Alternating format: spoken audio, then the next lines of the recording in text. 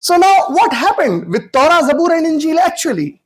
So we all know nobody on the face of the earth can exactly give the date of Musa alayhi salam. It's a rough estimate. He must have lived 3,000 years before Jesus Christ, may peace be upon him. Maybe 3,500 years before. Maybe 4,000 years before. Maybe 5,000 years before. So every date that is given is just an assumption. It's just an estimate. There is no confirmation of the exact date when Musa alayhi salam actually lived. And the language he spoke is broadly understood to be Hebrew language. It is broadly understood to be Hebrew language. And the Quran speaks in great detail about Musa alayhi salam.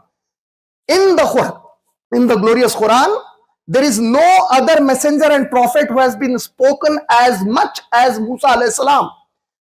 He is mentioned by name more than 130 times in the Quran.